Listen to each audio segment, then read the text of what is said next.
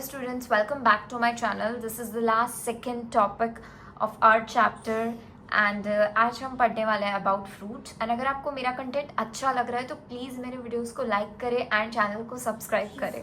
Ovules, अब ये मैंने आपको लास्ट कितने टाइम से मैं बोल रही हूँ कि ओव्यूल्स मैच्योर होते हैं तो सीड्स बनते हैं एंड ओवरी मैच्योर होती है तो फ्रूट बनता है. ये हम बहुत टाइम से जानते आ रहे हैं, मतलब हम पढ़ते आ रहे हैं कि ओव्यूल मैच्योर होगा तो वो सीड बनाएगा और अगर ओवरी मैच्योर होगी तो वो फ्रूट बनाएगी. ठीक है, अब हम फ्रूट को डिस्कस कर ही लेते हैं. तो वॉल ऑफ ओवरी, ये आपको कभी कभार बहुत अगर पेपर ऐसे पूछेंगे तो शायद आपको पूछ लिया जाए, इजी पेपर होगा तो, कि what is the wall of ovary. Ovary यानी कि फ्रूट, मैच्योर ओवरी की बात हो रही है, इसका मतलब फ्रूट ही है. तो वॉल ऑफ फ्रूट को आप क्या बोल सकते हो, तो आपको पता होना चाहिए पेरिकार्प बोलते हैं. ठीक है, ये अपने 11th में ऑलरेडी पढ़ रखा है, बट शायद एमसीक्यू में पूछ ले अगर इजी पेपर है तो. अब टाइप्स ऑफ फ्रूट्स में मेनली हमें ये तीन ही डिस्कस करने हैं. फ्लैशी फ्रूट, हमें तीन ही डिस्कस करने हैं, false fruit, true fruit and parthenocarpic. But क्योंकि ये एडिशनल डिटेल्स है, आपको पढ़नी चाहिए, कोई वो वाली बात नहीं है, तो आप पढ़ सकते हो. फ्लैशी फ्रूट में आपके आते हैं guava, orange and mango. Fleshy मतलब तुम खुद ही मैंगो को याद करो कैसी होती है वो, राइट. ग्वावा कैसे होते हैं, फ्लैशी, जिसमें फाइबर्स होते हैं, right. So fleshy fruits are guava, orange and mango, याद रख सकते हो. ड्राई फ्रूट्स जैसे कि ग्राउंडनट, वो भी एक फ्रूट है. फॉल्स फ्रूट की बात करें तो वो फ्रूट जिसमें कौन कंट्रीब्यूट करता है फ्रूट फॉर्मेशन में, थैलामस कंट्रीब्यूट्स इन फ्रूट फॉर्मेशन. ये एमसीक्यू मोस्ट इंपॉर्टेंट है, ये भी बहुत इंपॉर्टेंट एमसीक्यू है, ये भी बहुत इंपॉर्टेंट एमसीक्यू है. इन तीनों के डेफिनेशंस पे आपको एमसीक्यू पूछे जा सकते हैं. फॉल्स फ्रूट मतलब कि वो फ्रूट जिनके फॉर्मेशन में थैलामस कंट्रीब्यूट करे. ट्रू फ्रूट मतलब कि जिनके फॉर्मेशन में ओवरी करे. एक्चुअली ओवरी से ही हमने क्या पढ़ा अभी तक कि ओवरी मैच्योर होगी तो फ्रूट बनेगा. तो ट्रू फ्रूट यही है कि ओवरी कंट्रीब्यूट करी in the fruit formation, but in कुछ केसेस में थैलामस भी कंट्रीब्यूट करता है, तो उसे हम बोलते हैं फॉल्स फ्रूट. एंड वो फ्रूट्स जो फॉर्म हो जाते हैं विदाउट फर्टिलाइजेशन, उसे पार्थेनोकार्पिक बोलते हैं. क्लासिक एग्जाम्पल इज बनाना. मैं आपको फिर से एक बार बोल रही हूँ, बहुत इंपॉर्टेंट एमसीक्यूज है. फॉल्स फ्रूट याद रखना, क्या होता है फ्रूट फॉर्मेशन में, कौन हेल्प करता है, थैलामस. ट्रू फ्रूट की बात करें तो फ्रूट फॉर्मेशन में ovary, right.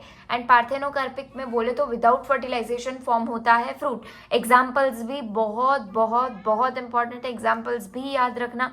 Strawberry, cashews, mango and banana. Strawberry, cashews are example of false fruit जिसमें थैलामस कंट्रीब्यूट करता है in fruit formation.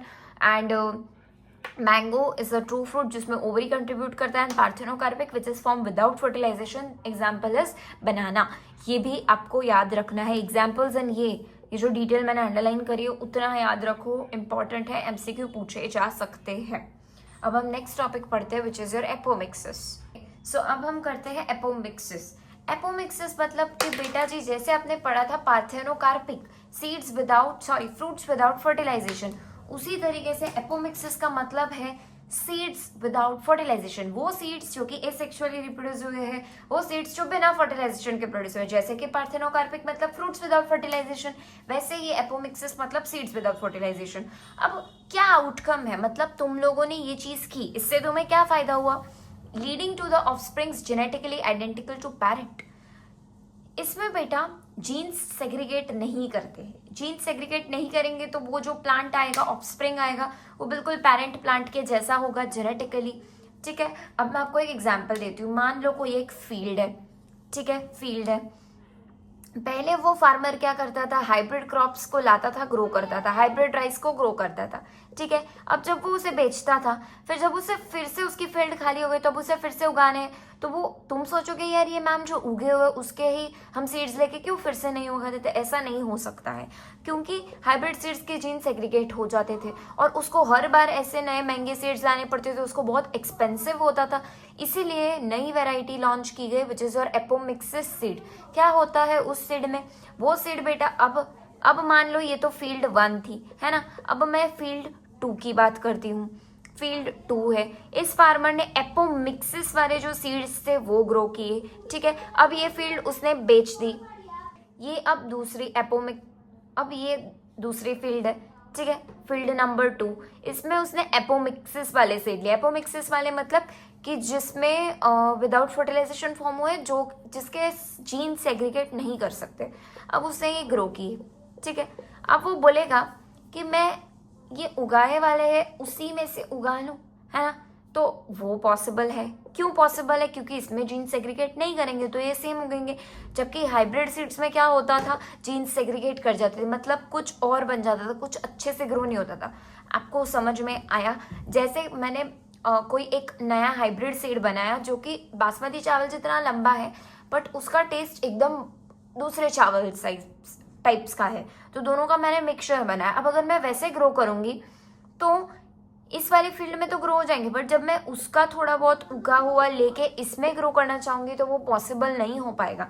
But same मैंने अगर बनाए वो वाले बासमती जैसे चावल बट टेस्ट किसी और का, वैसे मैंने अगर बनाए एपोमिक्सिस में, तो मैं ये उगे हुए में से थोड़ा सा लेके उगा सकती हूँ। क्यों? क्योंकि इसमें जीन सेग्रीगेट नहीं करेंगे, पैरेंट प्लांट से आइडेंटिकल होगा। तो मोटा मोटी अगर तुम्हें ये सब याद नहीं रह रहा है, फील्ड 1 फील्ड 2 वाले एग्जाम्पल्स, तो तुम इतना याद रख सकते हो कि एपोमिक्सिस मतलब seeds forms without fertilisation, and इसमें जेनेटिकली आइडेंटिकल होते हैं, पेरेंट्स से जीन सेग्रीगेट नहीं करते हैं। जब तुम उसे रीग्रो करते हो फ्रॉम द ग्रोन क्रॉप्स तभी भी, ठीक है। अब हम पढ़ते हैं पॉलीएम्ब्रियोनी।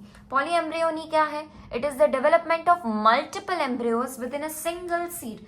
बेटा एक ही सीड में मल्टीपल एम्ब्रियोज का बनना, यस। नाम as the name is suggesting, poly मतलब मेनी, एन एम्ब्रियो तो मैंने अभी आपको पढ़ाया ही आगे वाले वीडियोज में, एम्ब्रियो, ठीक है। तो पॉली एम्ब्रियोनी यानी कि एक सीड के अंदर होता है एम्ब्रियो, तो एक सीड के अंदर multiple embryos in single seed which can occur through both sexual and asexual means, उससे हम बोलते हैं पॉली एम्ब्रियोनी, ठीक है। डेफिनेशन लर्न कर लो मेरे साथ। क्या होता है? It is the development of multiple embryos, बहुत सारे एम्ब्रियोज बनना, सिंगल सीड के अंदर सेक्सुअली भी बन सकते हैं, एसेक्सुअली भी बन सकते हैं, उसे हम बोलते हैं polyembryony.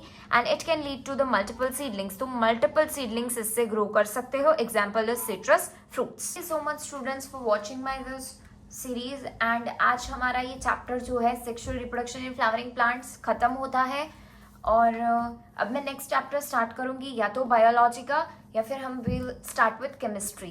Thank you so much for watching, and if you are liking my content do share it, do like, share and subscribe, and please मेरे चैनल को सब्सक्राइब करें एंड कमेंट्स करें। मैं आपके कमेंट्स पढ़ूंगी। If you had any doubt do let me know in the comment section. Thank you so much.